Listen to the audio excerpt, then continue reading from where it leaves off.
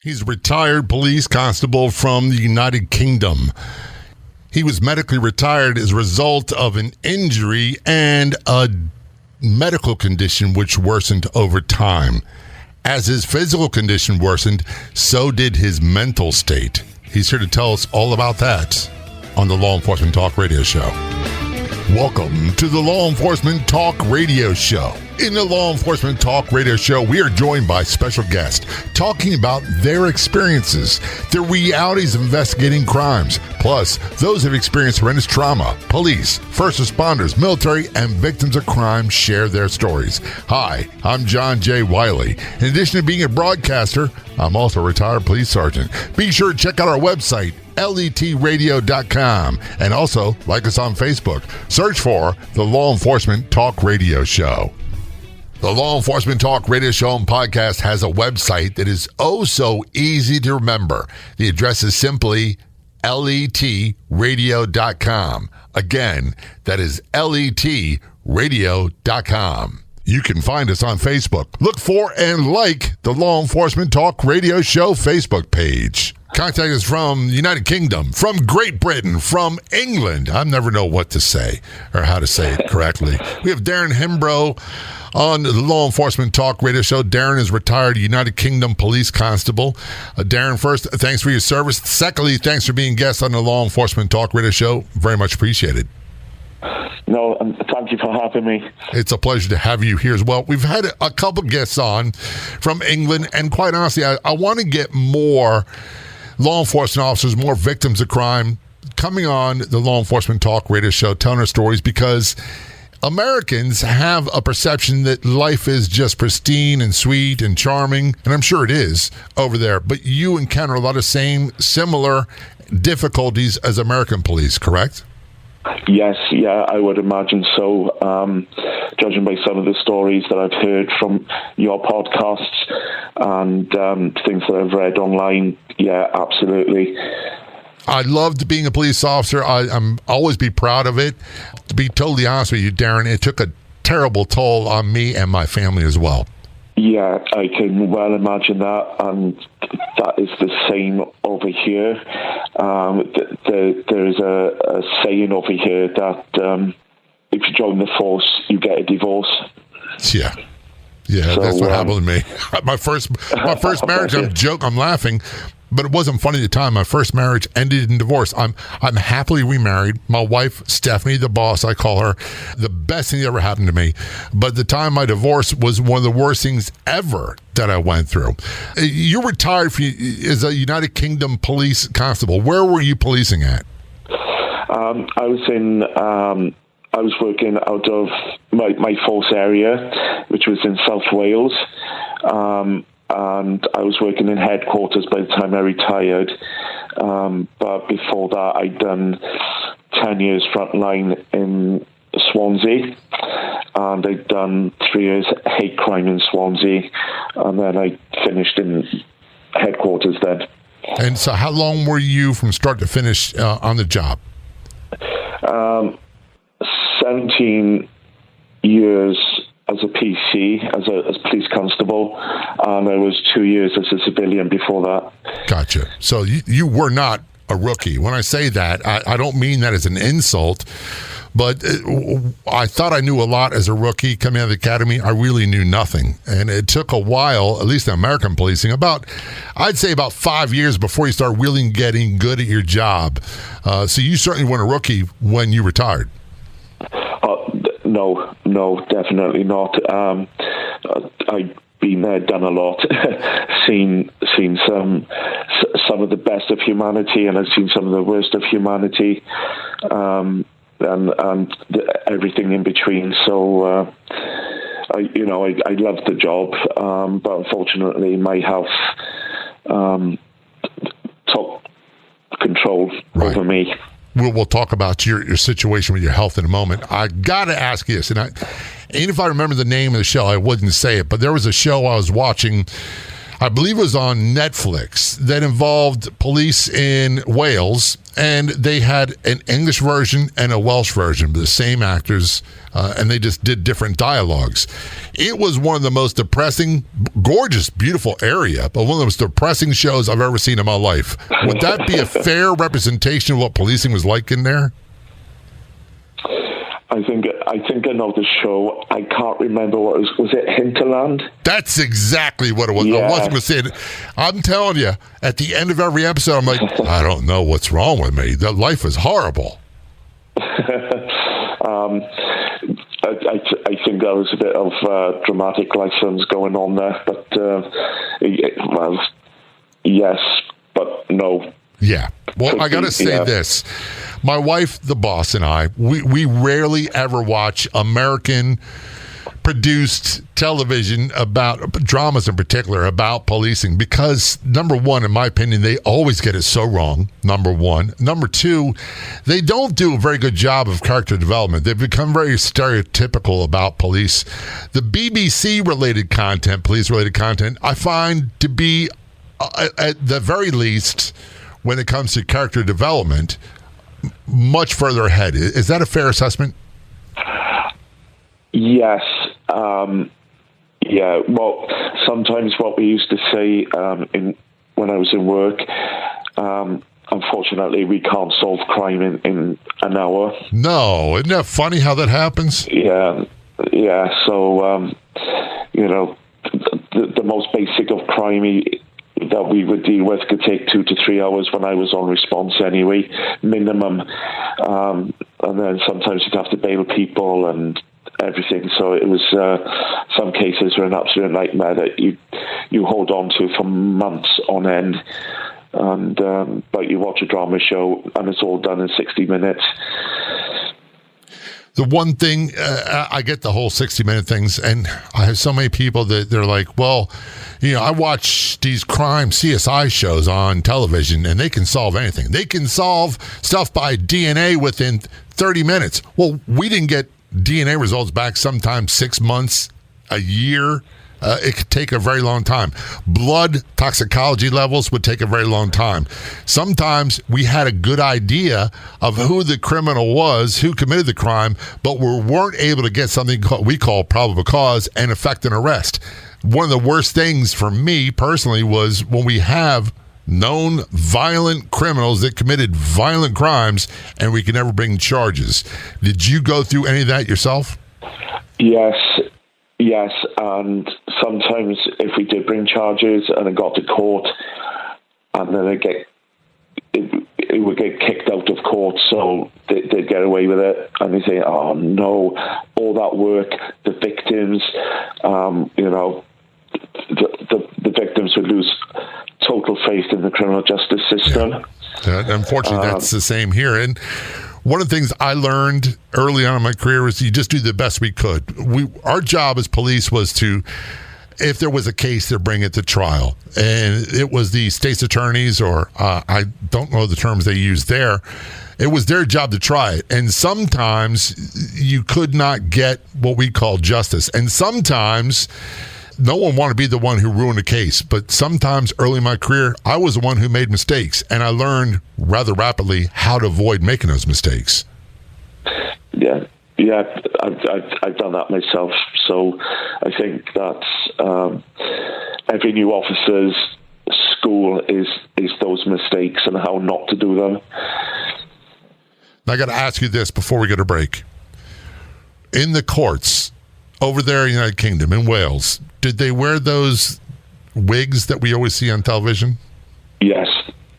What is the reason for that? Come on, man. Tell me, what's up with the wigs? I don't know, but they've been there for a few hundred years at the very least. Well, there's things called tradition, and that's the one thing that's slow to change, not just in police work, but in the courts as well. We're talking with Darren Hembrow. Darren is retired police constable from the United Kingdom. He served in Wales. We're going to talk about what happened to him, what caused his medical condition, and how, as it worsened, his mental health did as well, and what he does about it today. This is Law Enforcement Talk Radio Show. Don't go anywhere. We'll be right back. I have some exciting news to share with you. You are going to love my Your Diet Do-Over do-it-yourself course on harmonywithfood.com, which means you could do everything at your own pace. I put my heart and soul into this course. Have you been on every diet there is only to gain the weight back? If your relationship with food is, well, not that good, you should purchase the Your Diet Do-Over course. Go over to harmonywithfood.com, click the Your Diet Do-Over tab, and get started today. Get access to free podcast versions of the show and more on Facebook. Do a search for the Law Enforcement Talk Radio Show and be sure to click like.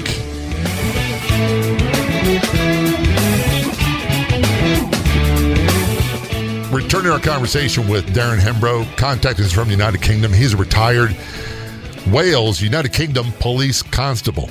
Retired due to a medical condition, and as his physical health worsened, so did his mental health. His website is DarrenHembrow.com. That's spelled HEMBROW.com. He's a level 3 qualified coach. Darren, in your own words, what happened? Because this was not a line of duty thing, but you wound up getting hurt and suffering a physical condition which ended your career.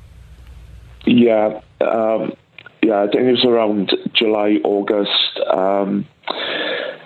2016. Where I was stationed about 10 minutes from my home on foot. So I would walk back and forth to work every day. And by the time I was getting home, I would get this really sharp pain across the soles of my feet. Initially, I didn't think anything more of it. However, as time sort of went on, that pain became permanent in my feet. Came up my legs, up the right side of my torso, down my right arm, up the right-hand side of my face. I don't know what was happening to me. I was in pain. I was burning. The only way I describe that burning is if you put your hand on top of a car in a heat wave. Uh-huh. And yeah, I was still going to work, but my 10-minute walk to work was taking me about an hour because I could barely put one foot in front of the other. And eventually I ended up in, I think you call it ER, right, emergency room. This one particular night, and because I knew most of the staff there, and especially the security guards, because sometimes we used to take prisoners there, one of the security guards came over to me and asked if I'd had a stroke, because the right-hand side of my face had pulled down. But, you know, I got sort of told off by the doctor for using their service. Told me I need to go see a neurologist, which I did. I was back and forth my own doctor. At this time I was going about twice a week, because whatever they were giving me to try and stop the pain wasn't working. Is this nerve pain? Yeah. Did they put a diagnosis on you at any point? Eventually, when I went to see the neurologist,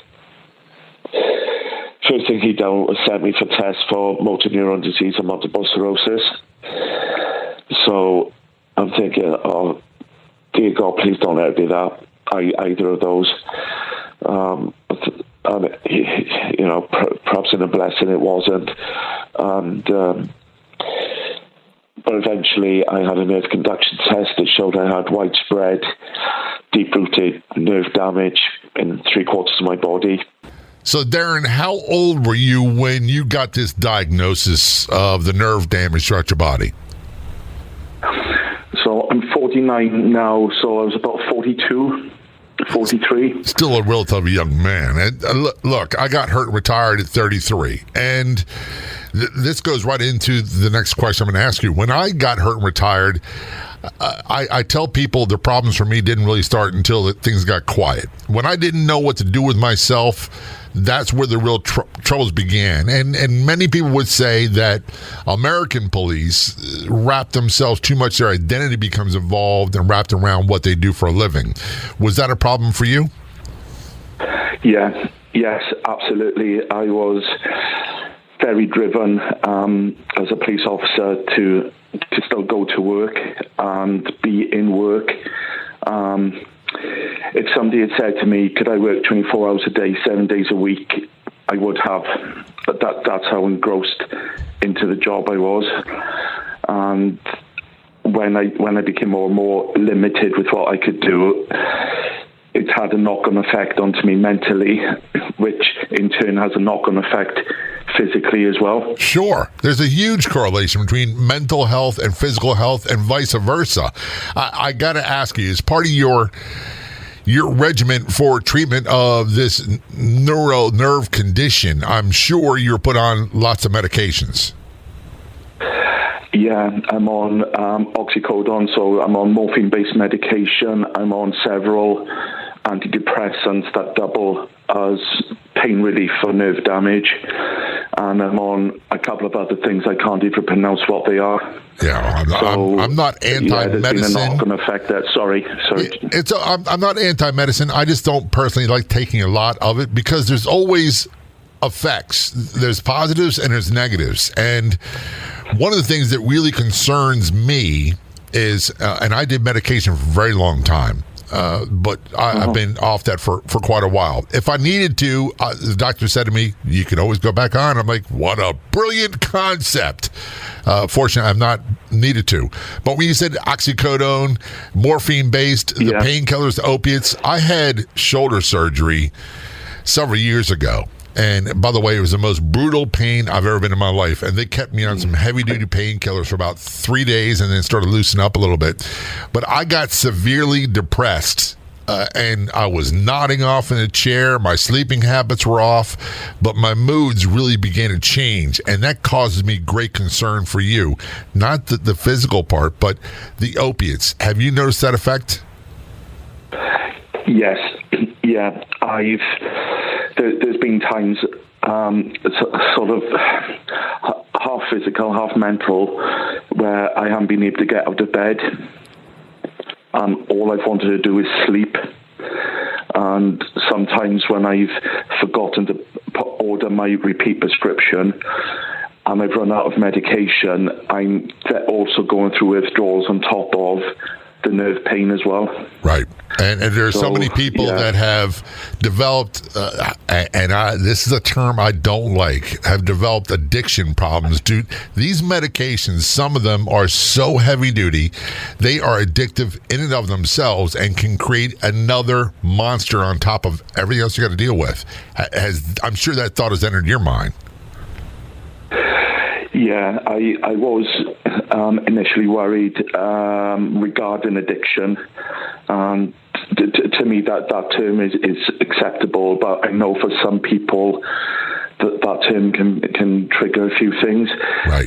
But for me, I think that because I've had 18 months of psychotherapy as well, so I've had to work through quite a lot mentally just to accept the fact, A, I am disabled now, and B, I've got to take this medication just to function for the rest of my life. I hear you. And we'll talk more about the whole addiction and the reason why some people have problems with it. We're talking with Darren Hembrow. He's a retired United Kingdom Police Constable, diagnosed with severe nerve damage, which involved his mental and physical deterioration. He is a level 3 qualified coach. Get more information about him online at darrenhembrow.com. This portion of the radio show is brought to you in part by Pet Rescue Life Facebook page. Everyone's welcome at the Pet Rescue Life Facebook page, where you'll find fun, informative, and enjoyable posts daily. Purebred, mixed breeds, rescues, we love them all. Be sure to like the Pet Rescue Life Facebook page. This is Law Enforcement Talk Radio Show. We'll take a short break. We'll be right back.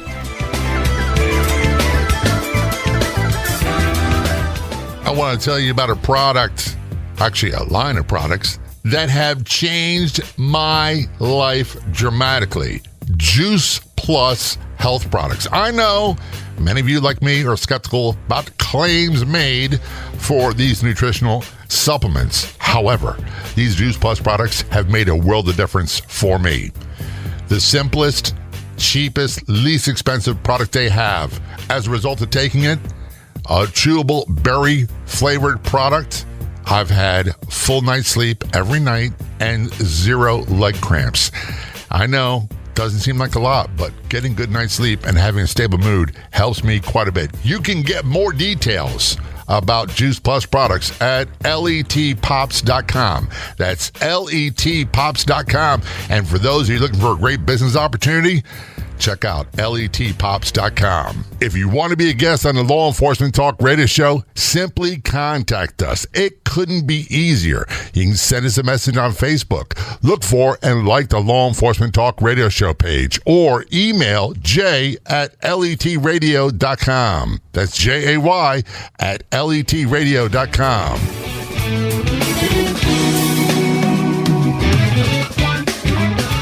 This is the Law Enforcement Talk Radio Show, returning a conversation with Darren Hembrow, retired United Kingdom Police Constable. I believe he served in Wales, Swansea. Is that where you said, that area? Yeah, South Wales on the it's supposed to be sunny coast, so we get a lot of rain. So his website is darrenhembrow.com. He's a level 3 qualified coach. Darren, first of all, thanks for telling your story on the Law Enforcement Talk Radio Show. A lot of people are reluctant to talk about these things because, and I'm not doing the old stereotypical thing when it comes to men and males, that we don't want to reach out. We don't want to tell people. But you said something we got to touch on. I had to accept the fact that I'm physically disabled. I tell people all the time, I have a handicap. I'm not disabled. There's certain things I can do. There's certain things I can't do. And as a result of police work. However, it doesn't inhibit me from living the kind of life I want to have. When I first got the diagnosis of being permanently physically disabled, it was a different story, though. Was that the case for you? Yeah. The neurologist, he wasn't particularly helpful. So I had to go to a second neurologist who explained a lot more to me.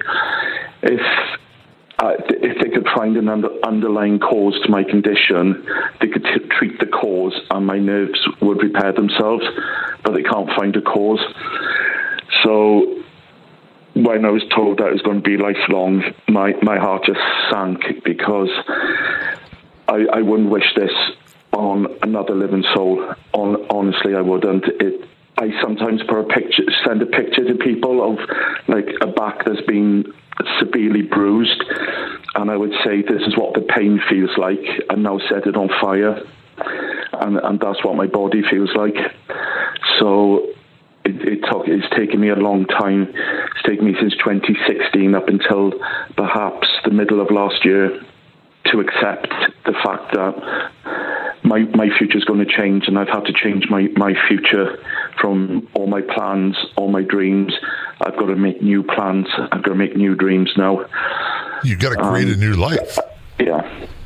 That's a daunting task at 42 to say, I've got to build the kind of life I want in spite of the hand I've been dealt. Yeah, it was. And somebody said to me that when we get an impact on us that is life-altering, whether it's a physical issue like we've got, or perhaps we've lost a loved one, and so on, we've got to grieve for the future that we didn't have and not going to have. Right. And we've got to make a new future, which has to be full of whatever we can make it be. One of the things, and I know there's differences and there's similarities with policing in America, and not all police are the same in America, but there's some similarities, at least in my story. And one of the biggest problems I had is, as a police officer, part of our job description was helping people solve their problems. And that was very much the mindset. The vast majority of our calls for service were quality of life issues. They weren't dealing with crime.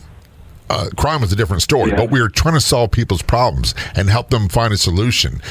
When I came up with problems that I couldn't solve, it really frustrated me, because I thought I could fix myself using myself and my willpower and knowledge alone. Was that a situation for you? And is that typical with British police? Yeah, service calls, they are the biggest call that I used to experience. And very often we used to double up for paramedics. Because we were trained first aiders, so very often there were no paramedics available. We'd get there for injuries. We'd have to go to help, as you say, help solve other people's issues, and then deal with crime as the sort of, in the background, so to speak. With myself, I became very stubborn. My aim was literally go to bed, get up, get to work, come home and go to bed. And that was all that was going on in my mind. So I don't know if I've done right or wrong with that. But my thing was just get to work, just get to work. You have got to get to work. And I in the end, it just got too much, and I just had to give it up, Yeah, and that's a tough pill to swallow. When you were retired, how old were you? 48. 48. All right. So one of the biggest problems for me, and without getting into the trauma, I knew what my role was as a police officer, as a police sergeant. I knew what my job was. And the more hectic and the more chaotic and the more traumatic it was, the more comfortable I seemed to be. However, when I had to deal with my own issues after leaving police work, it's as if I was totally confused and had no idea where to even start. Is that a fair assessment for you and what you've experienced with other police? Yeah.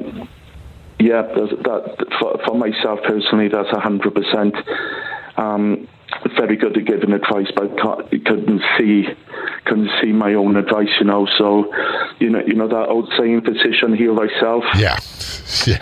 That comes to mind a lot in relation to myself. So. Yeah, I was stuck between a rock and a hard place, Well, stubbornness is not a bad fault. I would say that I'm by nature a stubborn person. I'm not as obstinate about it as I used to be when I was younger. I'm not as outwardly stubborn as I used to be. However, there's a line, I guess the way to describe it is a determination that I will not give in. I won't quit. And there were many times that I came close to quitting, but now it's not even an issue. When you say you're stubborn, are you of the same type of mindset? I'm not going to quit. Yes, I used to be. I used to be until last year. And last year, I came to the sort of realization that if I can't do it today, I'll do it tomorrow. If I can't do it tomorrow, I'll do it next week. So I'm still trying to work on it, but I'm still trying to get that balance between being determined and using stubbornness positively and not using it to the detriment of my own well-being, Right. Look, I'm blessed to be married. I've got a wonderful wife, very supportive. Her name is Stephanie. And one of the things about her is when I am too out of line, I'm too stubborn, or I've crossed that line and I can't see it, she will let me know that I'm out of bounds. Do you find that to be helpful for you in your life? Yeah, I'm surrounded by some really, really good friends who have had my back from the word go. Two of them, Simon and Jason, they saved my life one night, and I'll never, ever be able to repay them for that. Well, it's good to have people like that really will throw the lifeline when needed, but they will also throw some hard, cold truth your way when needed as well. We're talking with Darren Hembrow. His website is darrenhembrow.com. He's a retired United Kingdom Police Constable. And we return to the conversation on the Law Enforcement Talk Radio Show. We're going to talk about the really dark days and how it inspired what he does today. You can find us on Facebook. Just search for the Law Enforcement Talk Radio Show and be sure to click like. Don't go anywhere. We will be right back.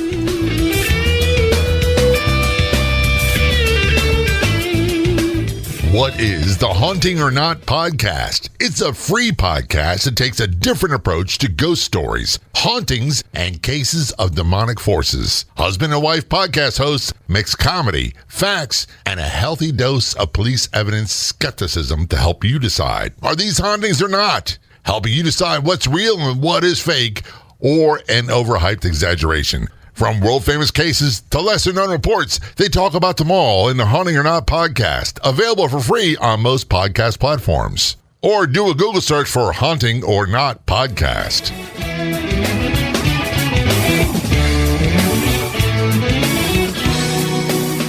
Welcome back to the Law Enforcement Talk Radio Show. We are joined by special guest Darren Hembrow, retired United Kingdom Police Constable. He's calling us from across the pond, as they say. And also, I watch a lot of British-made television, and they say things like cuppa and tea, and do they say cuppa and mate and all that stuff? Cheerio? Yeah. Coming up a cuppa.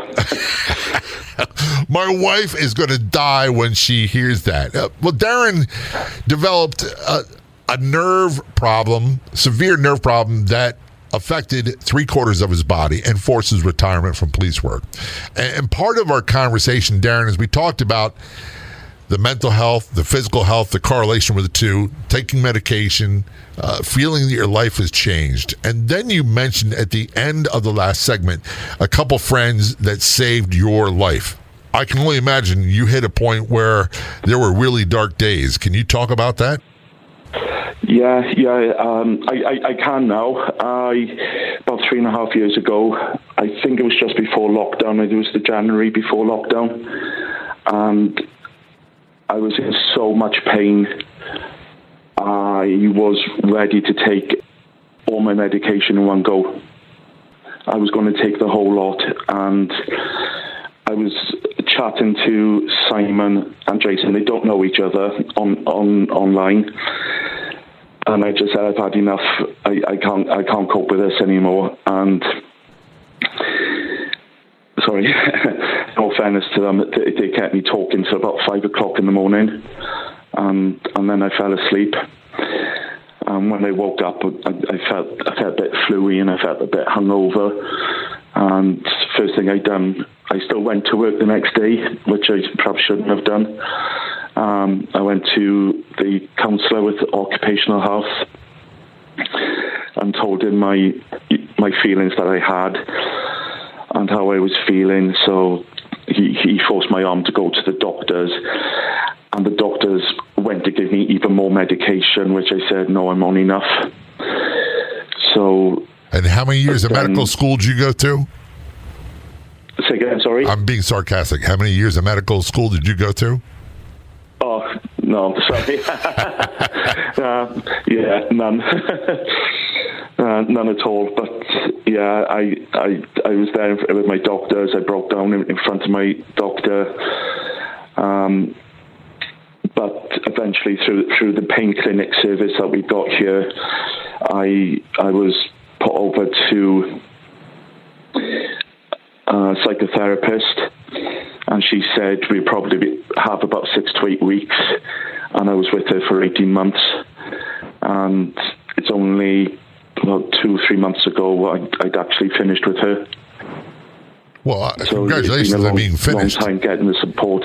One of the questions I have is, in the United States, if a police officer says, I'm having mental health issues, let's just say, for example, they walk into a boss and say, I can't take it anymore, and I thought about dying by suicide, right away, immediately, they're suspended. Their powers are suspended, the gun's taken, all these other things for many reasons, civil liability reasons why.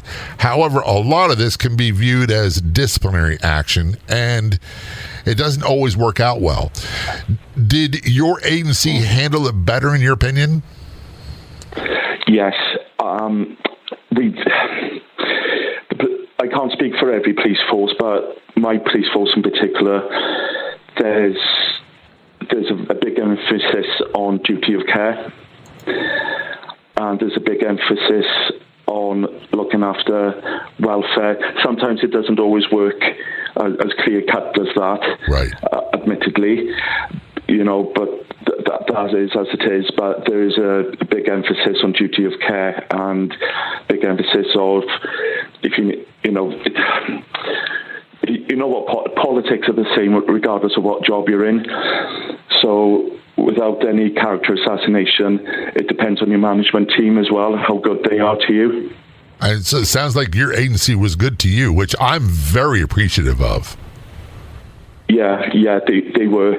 It did take a while, perhaps, for me to get the right management team. And basically what had happened about 2 years ago, I'd gone into work, my sergeant sat me down and said, "You look awful, I don't think you're well enough to do your job." And that was my last physical day in work. And that was a tough call for your sergeant to do, by the way. Retirement. One of the things as a sergeant, it's tough, not only say for me to take that kind of action, but sometimes it's necessary. Did it feel at the time as if he was coming, I'm saying that your sergeant was coming down on you too hard? No. It was a she. She was absolutely brilliant. I won't disclose things that she told me, but she was very much welfare first. You're a human being first. The job comes second. If you're not well, you're not well, and that's it. So very straight down the line. And I appreciated that. Yeah, that's exactly what we need to have. We need to have sergeants like that all across the world, the United States for sure. Your mission post-retirement began to change. And is it fair to say that you now have a new mission in life, and that involves coaching and helping other struggling officers? Yes. I thought I walked away from the police with 2 qualifications, one as a trainer, one as a level 2 and level 3 coach. And I thought I can't be the only officer that has struggled. And there must be other officers everywhere that are going through issues either within work or needing medical retirement, can't face the concept of retirement full stop, because I've got no doubt the same in America as over here. The job just sucks you in. And, one of my ex-colleagues who I do keep in touch with from time to time, he said he can't see what life is like the day after retiring. He just can't see his future. So I thought I had a sort of penny drop moment, and I thought, why not get out there? Why not help officers? It doesn't matter about the rank. To help officers come to some sort of clarity, some sort of goal, some sort of acceptance that, unfortunately, in life we all come to the point we have to retire, and just to push forward. So that's my main aim. Right, that's a great goal. And by the way, when I was in the police academy in Baltimore, one of the things they said was the average life expectancy for a Baltimore police officer, this was 1980, was 55 years of age. And the vast majority died within 2 years of retiring. And the number one cause was they drank themselves to death because, in my opinion, you said it, they couldn't imagine their post-police officer career. What do I do now? Yeah. The other one is, who am I now? Yes. You've got to create a new identity once you give up policing. And, you don't necessarily have to find another job unless you want to. But you do need to find a new you. And it's the same you that you were before you started. It's just got to come back to the surface, and then best foot forward. Get some goals in life, achieve those goals, because life is definitely worth living, It certainly is. I agree with you 150%. Darren, I appreciate your service. I appreciate you really talking about something that a lot of people really don't want to talk about on a national radio level, never mind the podcast. And by the way, you can get episodes of the show as a free podcast at letradio.com. Speaking of my website, you also have a website. What is that URL, and how can people get in touch with you? Well, if they can get in touch with me through Facebook, so you can just look at Darren Hembrow. That's HEMBROW, Coach for Cops, or www.darrenhembrow.com. That's DarrenHembrow.com. And by the way, if you have any questions about how to reach out to Darren, whether you're in the United States, you're in England, you're anywhere else, and it doesn't have to be police related, because we have a lot of life experience that we can help. Maybe he can help you. You can always reach out to me. Just go to letradio.com and contact us. Darren, again, thanks so much for being a guest on the show. Very much appreciated. No, thank you for the opportunity, and thank you for all that you do as well. I'd like to thank our guests for coming on the Law Enforcement Talk Radio Show. The Law Enforcement Talk Radio Show is a nationally syndicated weekly radio show broadcast on numerous AM and FM radio stations across the country. We're always adding more affiliate stations. If you enjoyed the podcast version of the show, which is always free, please do me a favor and tell a friend or two or three. I'll be back in just a few days with another episode of the Law Enforcement Talk Radio Show and Podcast. Until then, this is John J. Wiley. See ya.